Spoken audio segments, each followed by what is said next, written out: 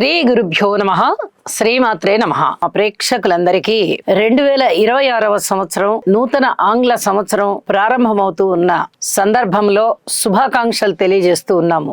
ఇన్ని సంవత్సరాలుగా మా ఛానల్ ని ఆదరిస్తూ ఉన్నటువంటి మా ప్రేక్షకులకి ప్రత్యేక ధన్యవాదాలు కూడా చెప్తూ ఉన్నాము. 2026వ సంవత్సరంలో జనవరి 4వ తేదీ నుంచి 10వ తేదీ వరకు గల కాలానికి రాశి ఫలితాలు ఏ విధంగా ఉన్నాయి అనేది ఒక్కసారి పరిశీలన చేసుకున్నట్లయితే, గురు చంద్రుల యొక్క కలయిక మిథున రాశిలో జరుగుతోంది. కేతువు గారు సింహ రాశిలో ఉన్నారు.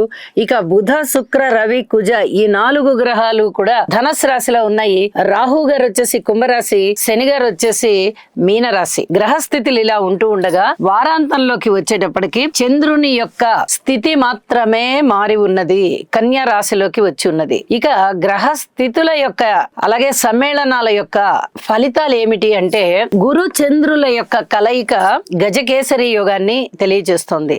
మనకి వార ప్రారంభపు రోజునే గజకేసరి యోగం ఆరంభమై ఉన్నది. ఇది చాలా అద్భుతమైనటువంటి గ్రహస్థితిగా తెలియజెప్పచ్చు. గురుచంద్రుల కలయిక ఏ రాశి వారికైనా కూడా చాలా మంచి గజకేసరి యోగం అంటాం కాబట్టి ఆ 2 గ్రహాల కలయికని, ఇక ఈ గజకేసరి యోగం అనేది చాలా అద్భుతమైన ఫలితాలు ఏ విధంగా ఇస్తుంది అంటే, 10 మందిలో ఉన్నతంగా ఉండేటట్టుగా, ఉన్నత స్థితికి ఎదిగేటట్టుగా, ఆర్థిక పరంగా, కీర్తి ప్రతిష్టల పరంగా, ధనము పరంగా చాలా చాలా అభివృద్ధి కనిపిస్తూ ఉంటుంది. అలాగే గోచారంలో అంత చాలా గొప్ప ప్రభావాన్ని చూపించకపోయినా జన్మ జాతకంలో ఈ గురు చంద్రుల కలయికలు ఉన్నవారికి గాని, గురు చంద్రుల దృష్టులు ఉన్నవారికి గాని, లేదా గురువు గారు చంద్రుడు ఇద్దరు ఒకరినొకరు కేంద్రాల్లో ఉన్నవారికి గాని చాలా చాలా అద్భుతమైన ఫలితాలు వస్తాయి. ఇక ఇక్కడ చూడండి, ధనస్సు రాశిలో బుధ కుజ శుక్ర రవి 4 గ్రహాల యొక్క కలయిక జరుగుతుంది. అయితే ఈ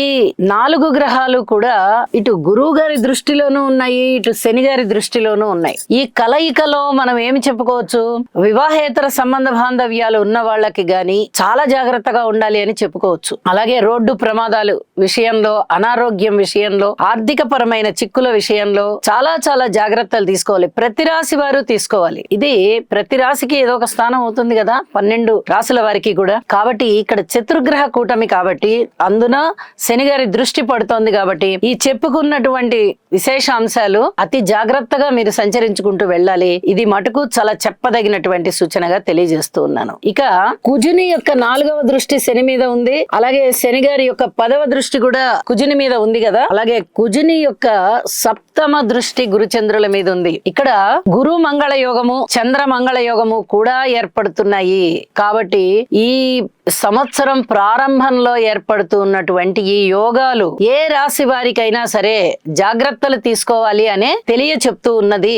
ఇక వీటి యొక్క ఇంకా ముఖ్యమైన ఫలితాలు ఆ రాశులకి తెలియజెప్పుకుందాము. ఇప్పటి వరకు అయితే అన్ని రాశుల వారు కూడా తప్పనిసరిగా నవగ్రహ స్తోత్ర పారాయణాలు చెయ్యండి. ఇది చాలా చాలా చెప్పదగినటువంటి సూచనగా తెలియజేస్తూ ఇక రాశుల్లోకి వెళ్దాం. కుంభరాశి వారికి ఈ వారం రోజుల కాలాన్ని పరిశీలన చేసినట్టయితే కుంభరాశి వారికి 5 గ్రహాల యొక్క ఉనికి చాలా చాలా అద్భుతంగా ఉంది. గురుబలం చాలా బాగుంది. పంచమ స్థానంలో గురువు యోగిస్తున్నారు. లాభ స్థానంలో బుధ కుజ శుక్ర రవి యోగిస్తున్నారు. ఇవి చాలా అదృష్టవంతమైన కాలం అని చెప్పచ్చు. ఈ అదృష్టవంతమైన కాలం ఏ విధంగా కనిపిస్తుందండి మనకి, ఏ విషయాలలో కనిపిస్తుందండి అంటే, లాభాల రీత్యా వాహనాల కొనుగోలు అమ్మకం ఉందా, కొంచెం లాభిస్తుంది. భూముల కొనుగోలు అమ్మకం ఉందా, కొంతవరకు లాభిస్తుంది. అలాగే ఆరోగ్య విషయంలో ఏమైనా అనారోగ్య సూచనలు కనిపిస్తున్నాయా, ఔషధ సేవ చేస్తూనే అనారోగ్యం తగ్గిపోయి కనిపిస్తుంది. లాభాల బాటలో ఉన్నారా మీరు? ఖచ్చితంగా లాభాల బాటలో ఉన్నారు.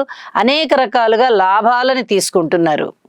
ఇది కూడా మీకు మానసికమైన సంతృప్తి కలుగుతుంది. మరి ఇన్ని రకాల లాభాలు కనిపిస్తూ ఉన్నప్పుడు ఆనందం కలుగుతుంది కదా. ఇంకా మీరు ఈ విషయాలన్నింటిలోనూ సంతృప్తికరంగానే ఉంటారు. ఏ విషయాలలో జాగ్రత్తలు తీసుకోవాలండి అంటే, వ్యక్తిగత శ్రద్ధ. ఎవరైనా ఏమన్నా అవమానం చేస్తున్నారా, మన మీద బురద చల్లడానికి ప్రయత్నం చేస్తున్నారా, ఈ విషయాలలో శ్రద్ధ తీసుకోండి. ఇప్పుడే మీరు ఎవరైనా అలా చేసినా వెంటనే మీరు జవాబు చెప్పాల్సిన పనేం లేదు. అక్కడ గురుబలం చాలా బాగుంది. అతి తొందరలో మీరు జవాబు చెప్తారు, దానికి తగ్గ పరిస్థితులు ఏర్పడతాయి. అలాగే కుటుంబంలో కొంచెం ఐకమత్యం తగ్గినట్టుగా కనిపిస్తుంది. దీని మీద శ్రద్ధ తీసుకోవాల్సినటువంటి పరిస్థితి ఉంది. భార్యాభర్తల మధ్య ఉండేటటువంటి ఆప్యాయత కానీ ఆకర్షణ కానీ తగ్గకుండా చూసుకోండి. పూర్వం కన్నా కొంచెం మేలైన పరిస్థితులు ఉంటాయి.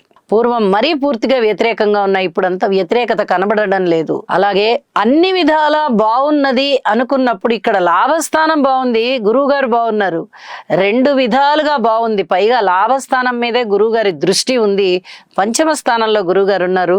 పూర్వజన్మలో చేసుకున్నటువంటి పుణ్యం ఇప్పుడు చాలా అద్భుతంగా ప్రతిఫలిస్తూ మీకు అనేక అంశాలలో లాభాలను తెచ్చిపెడుతోంది, దైవభక్తిని పెంపొందింపజేస్తోంది, సంతానాన్ని ఇస్తోంది. సంతానం పట్ల మీరు చాలా సంతృప్తిగా ఉండేటట్టుగా పరిస్థితులు ఉంటాయి. ఇలా ఎన్నో రకాలుగా బాగుంది అని చెప్పి తెలియజేస్తున్నాను. ఇక వారాంతంలోకి వెళ్ళేటప్పటికీ చంద్రుని యొక్క సంచారము అంత గొప్పగా లేని కారణం చేత కొంచెం చంద్రగ్రహ స్తోత్రాలు పఠన చేయండి, శనిగ్రహ స్తోత్రాలు పఠన చేయండి. మిగతా అన్ని అంశాలు మీకు అనుకూలంగా ఉంటాయని చెప్పి తెలియజేస్తూ ఉన్నాను. ఏలినాటి శని ఉన్నప్పటికీ కూడా గురువు బలం చాలా బాగున్న కారణం చేత చాలా చాలా మనశ్శాంతితో ఉన్నారు అని చెప్పి తెలియజేస్తూ చెప్పిన పరిహారాలు చేసుకోండి, మరింత మనశ్శాంతితో ఉండండి. శుభం. ఈ రాశివారు నవగ్రహ ధ్యాన శ్లోకం అయినటువంటి ఆదిత్యాయ చ సోమాయ మంగళాయ బుధాయ చ గురు శుక్ర శనిభ్యశ్చ రాహవే కేతవే నమః అనే మంత్రాన్ని ప్రతినిత్యము పఠించడం ద్వారా లేదా వినడం ద్వారా మీకు మరింత మేలు జరుగుతుంది. అలాగే మీ మనస్సంకల్పం ఏదైతే ఉందో అది సిద్ధించే అవకాశం ఉన్నది.